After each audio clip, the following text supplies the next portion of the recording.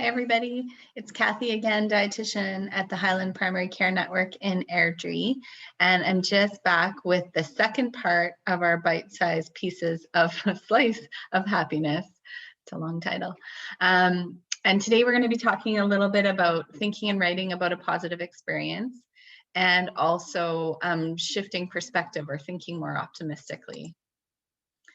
And I did just want to say that this class is not, the expectation is not that you always are happy and positive, because that's not authentic and that's not true. It's okay to feel sad when sad things happen. It's okay to feel angry when things that make you mad happen. But what we want to start to recognize is that a lot of our emotions are under our control.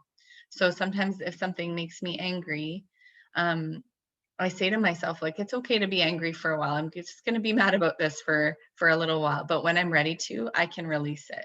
I don't need to draw it out and make it worse than it is and punish myself over it. So that's the idea behind happiness class. And we learned in our first session together that 40% of our happiness is under our control. That's a huge amount. And so we want to get after that 40% and just try to get everything out of it that we can. So what we do know about positive and negative emotions is positive, when we experience something that's positive, it tends to be short-lived and fleeting. The positive emotion comes and goes. But with negative emotions, they do tend to hang around a little bit longer. They linger. They're quite a bit more powerful. So we'd want to try to balance. That's all we really want in life, is balance, right? So for every negative emotion, we probably want to balance it with 3 positive ones. And the other thing about happiness is, usually when we ask people about what makes them happy, what comes to mind is the big events, like weddings and the birth of children or grandchildren, big things. But truth be told, that bit of happiness that's under our control, that 40%, a lot of that comes from the little bits that add up from day to day. So those little everyday miracles, like just something you see outside, just enjoying every little bit of what you soak up outside, or the way somebody greets you, or just the way the sun feels on your face, especially after it's been cold for a long time, and the air's been hurting your face, to go outside and have the sun on your face instead. Such a good feeling. So little things like that, or the way the shower feels, after a really long day, or the way it feels climbing into bed when you're just exhausted, and how your covers feel, and how cozy and safe you feel in your bed. Those kinds of little things. And they all add up, and they really do make a big difference in our happiness, but it's just about us noticing them. So yeah, that takes us to our skill already today. And you do need a piece of paper and a pen for this. It's great if you have a person that can also do it, and then you can share your experiences together. So all we're going to do, it's really simple. We're just going to think about a time when we were really, really happy. So again, it could be one of those big events, or it could be just a time you went camping and you were really content and satisfied, or a great hike you went on, a fishing trip, girls' weekend, anything that really makes you happy. And what you really want to do is put yourself there. So you might even close your eyes off and take your mind to that place and think about what it looked like, who was there, even what were some of the smells and sights and sounds going on, trying to engage as many of your senses as possible. And I'll tell you, one time we had a gentleman in class, and he was talking about a big sea fishing expedition he had been on, and his description of the boat and the salt air and the temperature and everything about it just really made me feel like I was there. So that's kind of what you want to get after, that level of detail. And just really what did you feel in your body even? Because sometimes, if you watch your child do something really great and you're really proud of them, you'll actually feel that sort of at heart center or in your chest. So we actually do feel those things in our body. So you almost want to get your body to feel the same way it felt when you were experiencing that positive experience.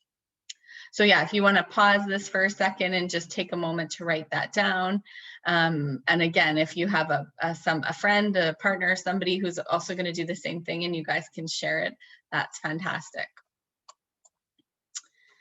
Yeah, did you know that if you write about a positive experience for 3 consecutive days, that it can boost your mood for 3 months? Pretty amazing. It's powerful. It just puts you in a different frame of mind. And it also just shows us that we can be having a really bad day and bad time, and that we can have some control over that. We can put ourselves in a different place and feel differently. So sharing it with somebody else, like in happiness, they call it capitalization. It does increase the appreciation of the event, sharing it with somebody else, and then you savor its details. And it also creates a good relationship with your listener because you're taking them along with you on that ride, and you're both experiencing those positive emotions together. So again, really simple thing that we can do. Doesn't take any special equipment or any time at all. It's all you need to do is relive a positive memory and then share it with somebody. So yeah, the other skill building challenge today, and again, just 2 really quick ones, is either seeing things differently, getting perspective. Sometimes we talk about, thinking more optimistically too. Expecting a good outcome, setting a good intention for things. So I did like this quote about being more optimistic. The pessimist sees every difficulty and every opportunity, while the optimist sees opportunity in every difficulty.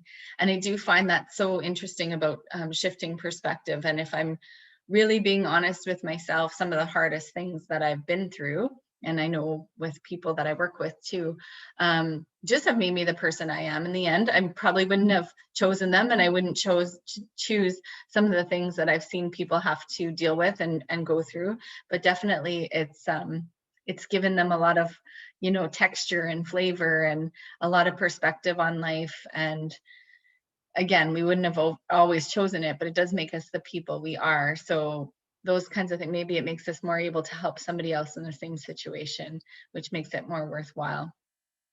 So sometimes just the way you look at things, like if a challenge comes into your life, you can look like, oh, this is going to knock me over. Or you can be like, wow, I wonder how I'm going to grow when I get over this now. So we can learn to be more optimistic for sure. Again, a lot of these kinds of things are under our control. Once you start, it fuels itself a little bit because you get reinforcement, because people tend to be drawn to people who have a positive outlook on things. And I'll just tell you about a book I read called The Joy of Life, and it's the Dalai Lama and Archbishop Desmond Tutu, and just their reflections on life and everything they've seen. And the Dalai Lama talks about walking down the street and being very grumpy, waking up grumpy and just being grumpy, and walking down the street with a scowl on his face. And in his mind, he's like, why is everybody on the street so grumpy today? Everybody's angry.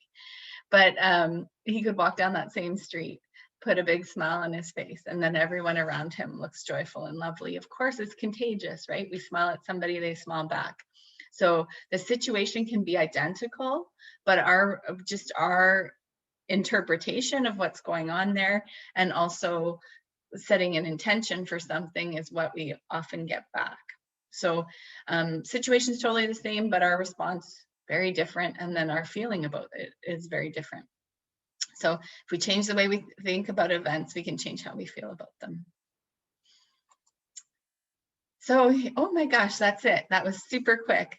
Yeah, so that does, obviously, it's not that easy to change the way we're thinking, because again, we do have those ruts in our brain, and we do have those sort of default networks that come into play. But what we know about the adult brain is that it's very malleable, and we do have lots of opportunity to make changes in our neural pathways, but it takes a little practice.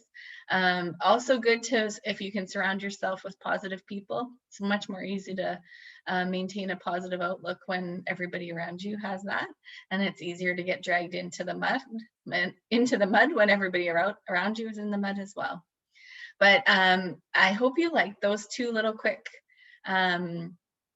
techniques, for lack of a better word.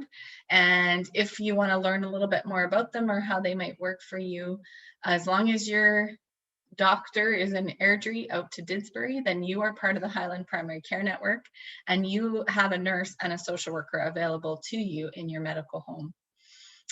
So you can phone up your doctor's office and make an appointment with them and ask them questions. We do have a website. It's www.hpcn.ca, and that through the health improvement program section of the website will link you to everything we have, our handouts, our YouTube channel, everything that's available. And if you want to like and follow our Facebook page, it's Highland Primary Care Network, all typed out. And we often put updates and new things up there. So it's a good place to kind of keep informed of what's happening at Highland. So I hope you enjoyed those two quick and easy little techniques. Hope you experienced some positive emotions from that, and probably looking for 2 more Slice of Happiness videos. So keep your eyes out for those. Okay, take care. Talk to you soon. Bye-bye.